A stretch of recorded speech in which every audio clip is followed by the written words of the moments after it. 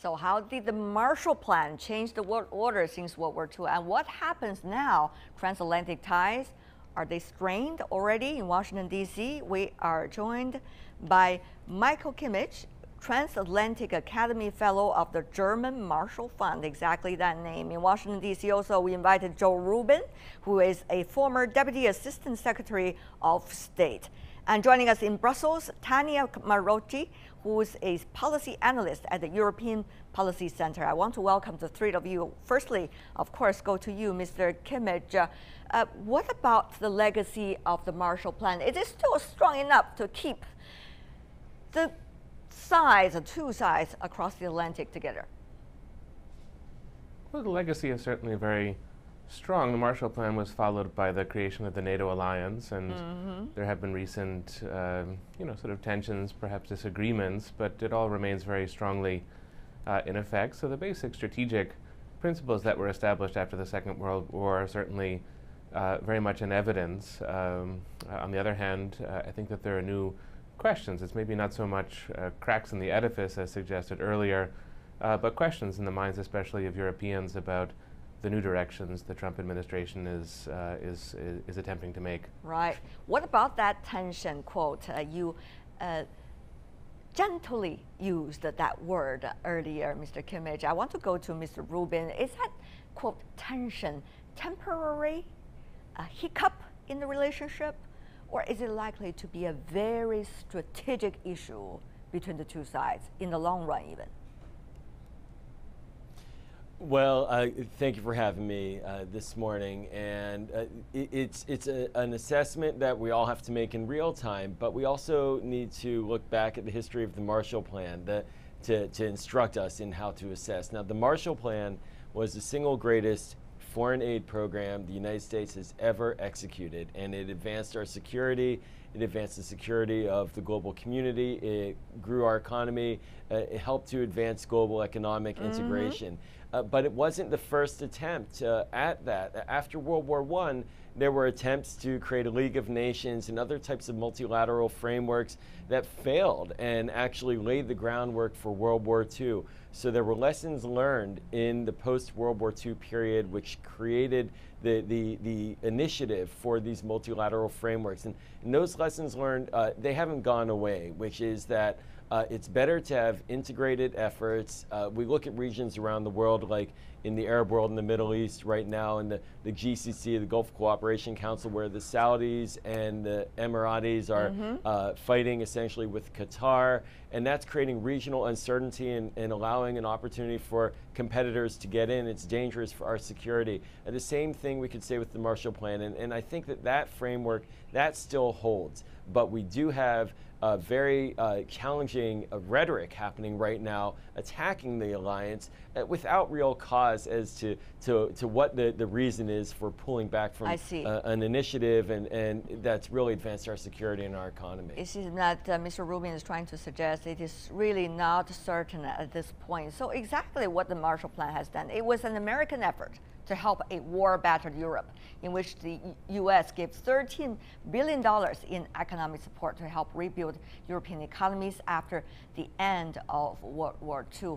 Some alliances remain for strategic reasons. Some alliances crippled also for those reasons.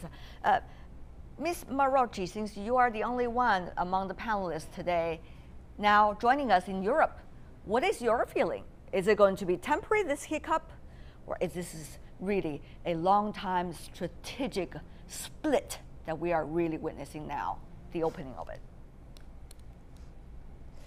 Well, thank you for having me. Great to see you. Well, it's undeniable that Trump is less friendly, less warm towards Europe than his predecessors were. At the same time, I think we can see already that there has been a softening of his rhetoric since he became president. Well, it's true that he has made many controversial statements. He has been very strong in asserting, for example, that NATO allies should uphold their 2% of GDP commitment. It's also true that in many ways cooperation there has been more cooperation than disruption in relations between the EU and the US. So I would be cautious in saying that this cold moment in mutual relations is going to last. There are worrisome signs, but I think for the time being we can still be positive that there won't be any major disruption in US relations. Well, the tenets that underpinned. Okay. Well, maybe things are moving in a very different nature as we speak. You know, it is not just happening according to our plan. Usually, things don't happen according to our plan. That's the issue. Mr. Kimmage, you know, history haven't happened with a lot of coincidence. You see dramatic political changes on the European continent right now. Mr. Kimmage, you know better than I do, you know, with the referendum in the UK, now the Brexit, and now even the administration of Theresa May is in big danger. You see also very different the French election going on. You see a very rising German over there, very strong about the ideology and the rhetorics of traditional Europe. So you see all of these changes together, not to mention some of the Eastern and Central European countries, they have their opinions. So what do you make of this very complex picture inside Europe from American perspective? And how is that likely to influence whether the Marshall Plan will still have its legacy in the near future? Well, I think there's certainly been a consolidation of political energy in Western Europe in the last couple of months. The French election is proof of that, and in some respects that was one of the visions that was contained within the Marshall Plan, which was followed in the late 1940s by American support for the very early stages of the European Union and of European unity. And to strike a somewhat balancing note, I think that Brexit in some respects reinforces German dependency on American security. So even though there are obviously there's a political space between Chancellor Merkel and President Trump, there's a limited distance that Germany can travel away from the United States. So I think there are structural reasons that are going to keep Germany in particular, but Western Europe in general, I don't want to say in the American orbit, but in close contact and in a close relationship with the United States. At the same time, there's a great deal of political uncertainty across Europe, and Brexit is proof of that. So as you suggest, contingencies and crises may well take their own independent course. But you see, priorities have become very different, at least being mentioned by Mr. Trump, Mr. Rubin. Mr. Trump, during the NATO summit, wants to talk about anti-terror as the priority and probably the only one for NATO. While many other European countries, they still see this as a collective defense to defend their own security as a whole. So there seems to be very different priorities, at least for now. Mr. Rubin, briefly. Well, it's interesting that you frame it that way, because prior to 9/11, in fact, NATO was looking for a mission as well. If we remember that back then, relations with Russia were in a calmer place. And then after 9/11, NATO came to America's defense. And so the mission did shift in many ways to counterterrorism. And President Trump, oddly, is calling for something that NATO was already doing.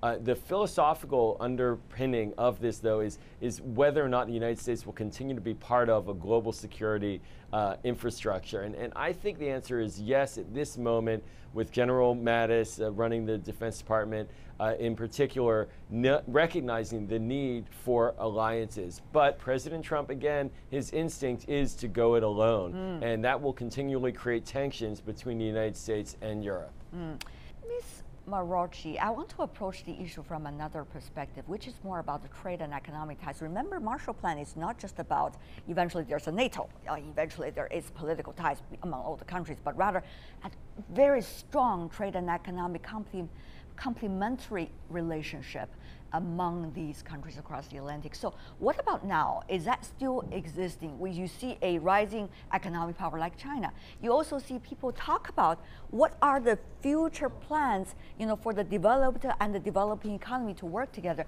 And Ms. Marocchi, do you think there are some inspirations and lessons to be learned from the Marshall Plan and its legacy?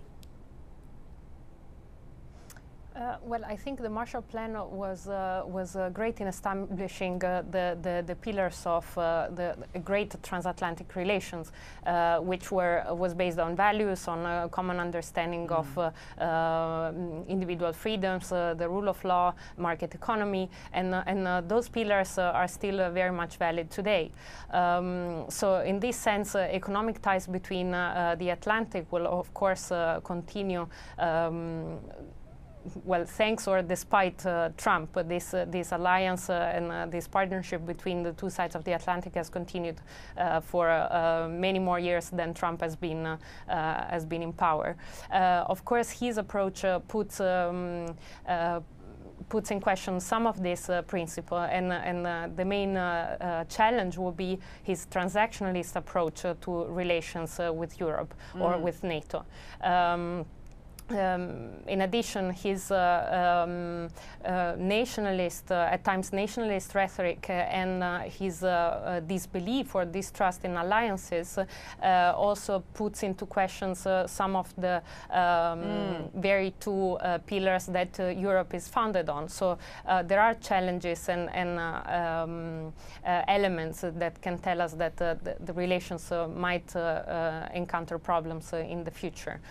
Economy can be an element that keeps them together. We'll see whether it can work that way. Tania Marocchi, Joe Rubin, Michael Kimmage, thank you so much for joining us for this round of discussion.